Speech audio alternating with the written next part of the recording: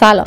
موضوع صحبت ما امروز در مورد دعوتنامه و چند تا نکته مهم در این باره است. داشتن دعوتنامه کانادا اجباری نیست، اما اگه یه فرد نزدیک به شما بتونه دعوتنامه بهتون بده، خب احتمال ویزا شدنتون خیلی زیادتر میشه. طبیعیه که دعوتنامه رو شخصی میده که توی کانادا یه نوع اقامت دائم یا موقت داره. هر چی که رابطه شما با شخص دعوت کننده یا شخص دعوت شده قوی تر باشه، یعنی که مثلا فرزند باشه، همسر باشه، فامیل باشه، برادر خواهر باشه، خب قدرت دعوتنامه قطعاً بیشتره. دعوتنامه باید شامل یه سری مواردی باشه. اینا رو اگه نداشته باشه ممکنه که شانس ویزا شدنشون خیلی کم بشه. اطلاعات متقاضی ویزا یعنی دعوت شده، شامل نام کامل، اطلاعات تماسش، آدرسش، رابطش با دعوت کننده، هدفش از سفر به کانادا، مدت زمان دقیق اقامتش و اینکه کجا میخواد توی کانادا اقامت داشته باشه. و همچنین به اطلاعات فردی احتیاج داریم که دعوت میکنه، شامل نام کاملش، اطلاعات تماسش، آدرسش توی کانادا، وضعیتش یا استاتوسش تو کانادا، اینکه مقیم دائم، شهروند،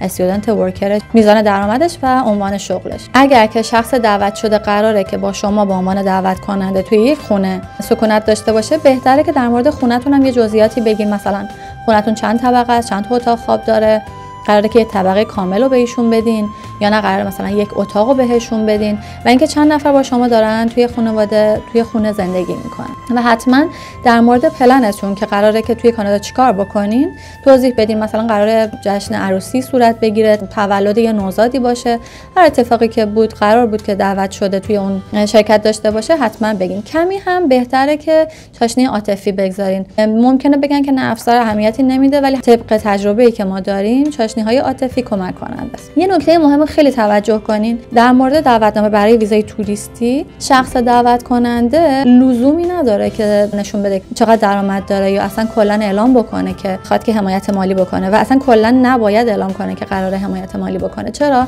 چون شخصی که میخواد از کانادا به عنوان ویزیتور بازدید بکنه باید نشون بده که پول کافی داره برای مدت زمان اقامتش توی کانادا. پس اگر شما بگین که من قراره ازش حمایت مالی بکنم، احتمال رد شدنش توسط آفیسر خیلی بالا میره، چون شخصی که قراره توریست بیاد باید نشون بده پول کافی داره. پس یه بار دیگه میگم، برای توریست ویزا اصلا ننویسین که شما قراره که از دعوت شده حمایت مالی بکنین به عنوان دعوت کننده. شخص دعوت شده باید نشون بده که پول کافی داره که هزینه‌هاش برگردن دعوت کننده و برگردن دولت کانادا نباشه. پس باید خود شخص دعوت شده، یعنی متقاضی ویزای توریستی، باید نشون بده پول کافی داره. اگر که اطلاعات بیشتری خواستین با ما در ارتباط باشین.